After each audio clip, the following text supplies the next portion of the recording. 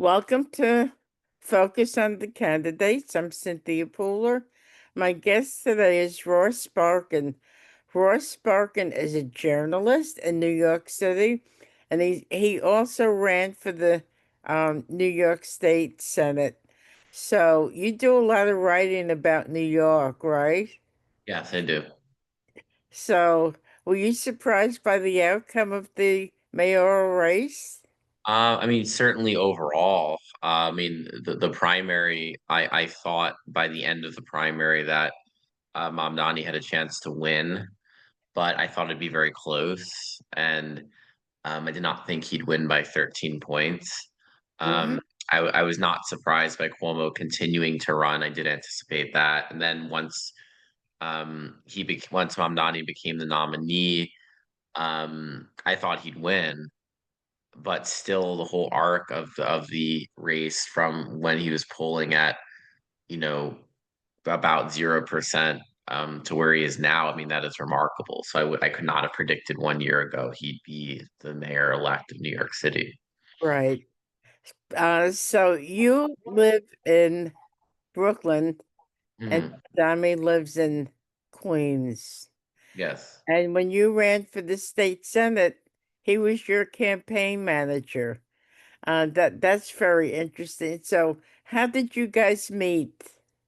So he had worked on a city council campaign in 2017 for a Palestinian pastor named Qadir El Yatim, and he ran for city council in Bay Ridge. He didn't win, but he was the runner-up in the primary, and he had a very energetic campaign. It was backed by DSA, and I was very impressed by it. And after that campaign was over and I was running, I was looking for uh, who to hire for my campaign, and I went to um, the Elliott team campaign, asked them, who do you recommend? And one of the two people they recommended was this young organizer who'd been their director of canvassing, Zorhan Mamdani. And so we met, and we got along well.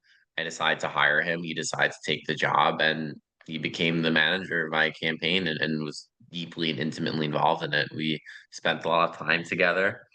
Um, Got to know him very well, and I stayed in touch with him afterwards. So we've been friends since 2018. So I've known him when he was anonymous, and now as a global celebrity. So it's been very interesting. I've enjoyed that. So he I don't think he stepped down from the assembly yet, but he's in the No, in January, yeah.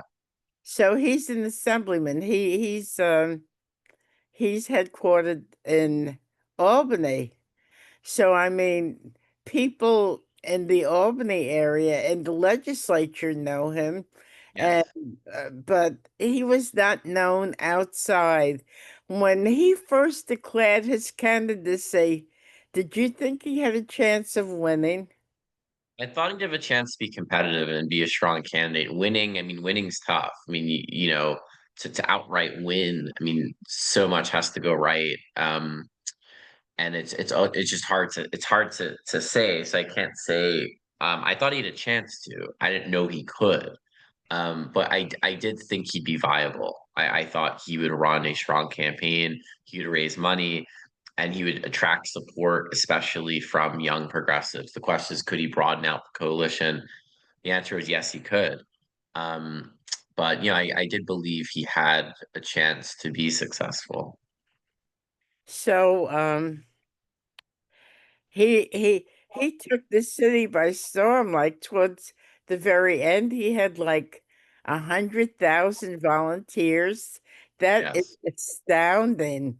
That's more than some races get in an election, you know. Yes, no, yes, it's not like nothing that I've ever seen in any local campaign. Far beyond anything else. It's truly remarkable. Now, are you still in touch with him? Yeah, we from time to time we still talk. Yes. Oh, that's great. So the one big issue, I mean, there's so many, you know, issues that Zoran is getting pushback from, and one of them is the fact that he's Muslim, and they're trying to pinned the label of anti-Semitism on him. Now you're Jewish, he's Muslim. I think I think that's great. I don't think many people know that or take that into consideration. What do you think? What do you Yeah, I think mean, of all the hate stuff that's being directed at? well, I mean, a lot of it's disgusting. I think with the Islamophobia, especially, I think a lot of people also just conflate criticism of Israel with hating Jewish people, and then they're very different things. I criticize Israel. I have very, I don't think very highly of the Israeli government. Um, and a lot of Jews, young Jews, feel that way, and their Jewish identity isn't tied up to one country. But there are Jews who conflate the two, and I know the history of it, so I get why. So they view someone who speaks up for Palestinian rights and criticizes the Netanyahu government. They think he hates all Jews, and just it's not true. He grew up around Jews. He had Jewish friends his whole life. I mean, he works very well with the Jewish community. He wants to meet with Jews. He wants to go to synagogues. He does it. I mean, he doesn't have any anti-Semitic. It doesn't have an anti-Semitic bone in his body. He just is pro-Palestine. But there are people who can't accept that, and they're going to believe what they're going to believe, and that's life. It's But, politics. but if you turn on Fox, I mean, they think he's the biggest Jew hater in the world. Yeah, no, that's what they do, and it's going to continue in the New York Post, and that's unfortunately just what the reality is, and then he's gonna have to contend with that. But I can tell you it's not true. And I think people know him know that, and most people who are intelligent and rational understand that too. There's a contingent of people who are very animated and they're going to make bad faith attacks. Now, was 2018 the year that the state Senate flipped from Yeah, Republican to Democrat? Okay, correct. Yeah. there were a number of victories for the Democrats that year, but Yes, there were. but you kind of fell a little short, right? Yes, did not win. So do you since 2018, do you think Zoran has grown a lot as a politician? I mean, you know, Yeah. a lot of times, like all this stuff is an innate. People are born with this affinity for politics, and do Yeah. you think he's one of them? Yes, I do. I mean, he had the talent when I first met him. I mean, honestly, I don't think he has evolved all that much in the sense that he had all this ability and this charisma and ability to relate to others. Real people skills. He's always in possession of that. So yeah, I don't see him being all that different other than now he's just in this remarkable new position. But I mean, he was a fully formed product when I met him. There wasn't much I could could show him or teach him. I mean, he was showing me things. But yeah, I haven't seen much of an evolution, and just in the sense that he's in terms of a political talent, it was always there. Right, right. But it didn't transfer into you winning the seat. No, campaigns are tough, and we were an underdog campaign. We were up against the establishment. We did a lot of things well. We also, I was a first time candidate, and he was younger than me. So no, I mean he's worked for Elliott Team. Elliott Team didn't win. He worked for Tiffany Caban. She almost won, but didn't. I mean, you don't always win, but losing campaigns can teach you a lot too. Barack Obama lost a congressional race. George W. Bush lost a congressional race. There's actually much you can learn in defeat. So he took lessons, I think, from these campaigns, and I think they're when you're part of campaigns that are underdogs, are insurgents. I mean, they usually don't succeed. They rarely do. So he wanted to work for campaigns that aligned with his values. Those are important to him. So it just didn't mean working for a winning front running campaign if they didn't align with his viewpoints. So he wasn't going to do it. So, in 2018, that was before he was elected to the New York State Legislature, right? Yeah, he was elected in 2020. Yeah, he would Okay. run after that. So what did he was just a campaign manager. What else did he do back then? He worked so in 2019, I believe he was a foreclosure prevention counselor. He did that. He worked for Tiffany Caban's campaign. I mean, he worked on campaigns probably from 2015 onward. He worked for Ali Najmi's city council campaign. He worked on at least like four campaigns. So that was a lot of his work. It was in this sort of organizing and politics. And he's also a rapper, and he had his music career doing that as well. But he was a campaign guy, which a lot of young people who want to get involved in politics, it's what you do. You go organize people and knock on doors and do the real work. I mean, the real people work. So do you go out to different bars? Did you go out to different bars and listen to his music? Oh, I mean, I not so much. It was more like I've heard it, recorded. I haven't seen him perform. No, I never saw him perform. Oh, okay. He was sort of winding it down by the time I met him. Um, he was still doing it a little bit, but he was more into politics at that point. Right. So, you talk about the establishment. No, oh, bless you. Thanks. So Cuomo was expected to win, th- and he didn't. I was speaking to friends and said Cuomo's going to win hands down. Um, do you think Cuomo was lazy and Zoran was really aggressive? Yeah, Okay. definitely in the primary. Yes. Okay. And were you surprised when Cuomo decided to run as a third party? No, no, I fully expected that. The only thing that was surprising was that Zoran won by so much and made Cuomo's decision to run look more um Desperate? more desperate. Yes, because he lost by so much in the primary.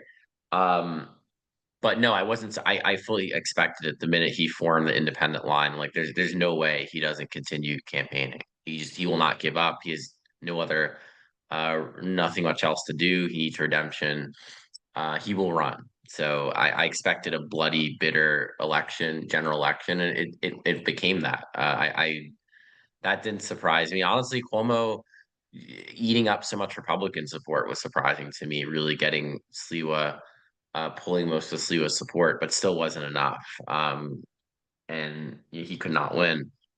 But that Cuomo continuing campaigning, it's something I expected. Assuming he lost, he just would keep going. Mm.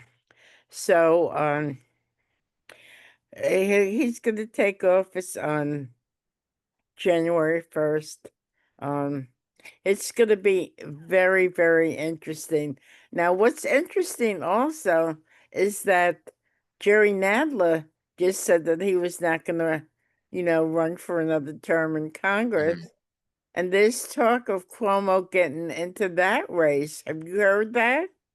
I saw that. Yeah, his spokesperson denied it. I mean, he can do what he wants. He won't win. If he's that desperate, he can try. But I mean, most of Cuomo's support came from the fact that he was the anti-Zoran Mamdani. I mean, that's the reality of it. People were not casting votes out of any excitement or loyalty to Cuomo. In fact, many of the voters said openly they don't like him that much, but they don't trust the 34-year-old socialist. So much of his support was because who he was running against. But if he enters a congressional race, a Democratic primary with a bunch of normal Democrats, there's no reason for anyone to vote for him. I mean, he has no roots in the district either. So I don't think he'll run. But if he ran, he would not win. And I think he actually would do quite poorly. So, do you think Caroline Kennedy's son has a good shot at it? Not some shot. I think Michael Lasher is the front runner. He'll have Jerry Nadler's support. I think that's going to be a big deal. And I think that district, a lot of votes come out of the Upper West Side, and the West Side of Manhattan. So the Kennedy name just isn't what it used to be. I don't think most voters care, truthfully. So I expect Michael Lasher to be the favorite. If he didn't win, I'd be somewhat surprised. I'd be surprised if Jack Schlossberg won, to be honest. Wow. Wow. Um, so Zorhan Mamdani made a lot of campaign promises, and the press says he's not going to get much done. What do you, how do you feel about the promises that he made on the campaign trail? Yeah, I mean they're achievable. I mean they're hard, but they're achievable. I mean, Kathy Hochul supports universal childcare, so they're gonna have to negotiate and get state funding for that. And she's been critical of the free bus plan, but listen, Bloomberg supported it too when he was mayor. You can phase it in. You can have pilot programs. I mean, there are ways to work towards that goal. Rent freezes he can do. The rent guidelines board when he gets his appointees. That might take some time, but he can do it. City-run grocery stores also achievable. So, I think his agenda, it is doable. It's hard but doable. So I don't think it's too lofty or radical by any means. Hmm. So you've been in a lot of uh interviews lately. Um, Mhm. are you happy about that? Yeah, I mean, I like being interviewed. I've done it many times before, and certainly this is a exciting time. This is, people want to know, and yeah, I like doing them. I enjoy speaking and informing people and giving my opinions. So, and it's been definitely quite remarkable the amount of attention this race has gotten across the world. So that's been fascinating to see, and yeah, I like it. Would you say that the whole world is watching New To an York? extent, to some extent, they are, yes, which is Really? quite strange. Yeah, so I mean, I've been interviewed by journalists from countless countries now, and there's worldwide interest. Yes, I think to a degree, people in other countries are very much looking at New York City right now. Why is that?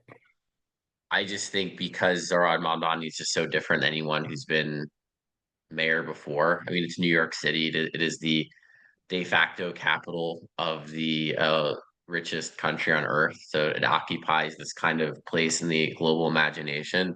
And just getting a 34-year-old charismatic Muslim socialist, it's different. It's new. I think he has some of that Obama energy.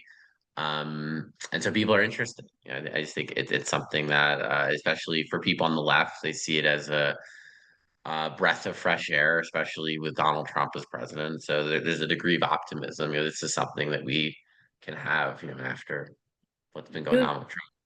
two people that are not enamored with Zoran Mandami is Hakeem Jeffries and Chuck Yeah. Schumer. Do you think they're done? Well, Hakeem Jeffries did endorse him. It was a tepid endorsement, but he did endorse. So I mean, done in some sense in the long term, maybe not in the short. In the short term, they're going to stay leaders of their parties. Schumer, I think he's going to have a very tough reelection in 2028 if he runs again.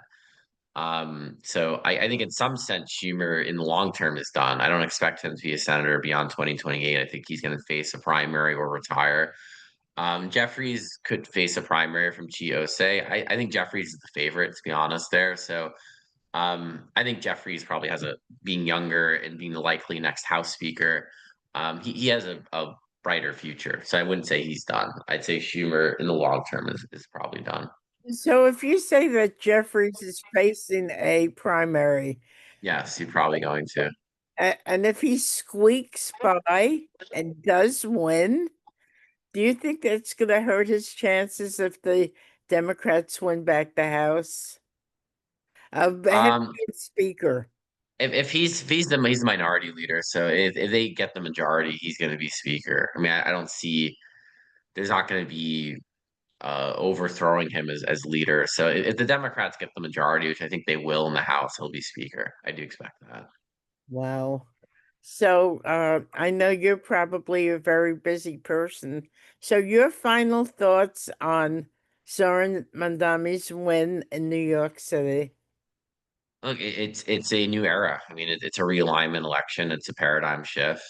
It's like nothing else that's happened in the modern era, if ever. He has huge challenges ahead of him. There's no doubt about it. Whether it's from Donald Trump or whether it's just the ordinary day to day, struggles of being the mayor of this big and complicated city. But it is going to be um, it's an unprecedented time. I think that makes it all the more fascinating. So, tell us a little bit about yourself and your writing and who you write for. Sure. So I do a column with New York Magazine, contributing writer at the New York Times Magazine. I write for other publications too. I do a column for Cranes New York. I contribute to the New Statesman as well and on Heard. I have a Substack, so I write a lot of essays on culture and politics. I'm a novelist as well. I publish novels. Um, and yeah, I'm a writer. I report. And I do also essays and fiction and all kinds of things. Okay, Ross, tell us the names of some of the stuff you've written. Well, books. I mean, I had two books out this year: a novel, Glass Century, a nonfiction, Fascism or Genocide, essay collection. And I've just written many articles and essays and columns throughout Okay, throughout the years.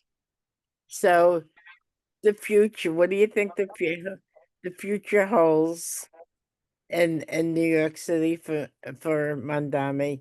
And you, will you ever run for office again? No, no, I'm a writer. I enjoy writing. Won't run again. I don't know. I mean, like, I think it could be a bright future. I think the potential for great success. I mean, there are going to be real hurdles too, but he has the really potential to reimagine politics and get new people into the process and build the left wing. So there's a lot he can do. It's going to be an exciting time. You know, the old guard does not embrace newcomers coming into the system. Do you think that people that Mandami gets in, you think there's going to be a big pushback? Some, yeah, no, there are entrenched forces that want him to fail, and there will be a pushback. Yeah, I mean, he's got the strength to hold his ground. But yes, I do expect there to be resistance. That's only natural. Okay. So thank you, Ross. You've been listening to Ross Barkan. I'm Cynthia Pooler. This is Focus on the Candidates. If you like this show, please subscribe to my YouTube channel. Ross, thank you so much for being on. And maybe we'll talk again as Mandami's uh, mayoral evolves. That would be fun. Yes, that'd be good. Thank you so much. You That's have a good. Thank wonderful you. day. Sure. Bye. That's good. Bye bye.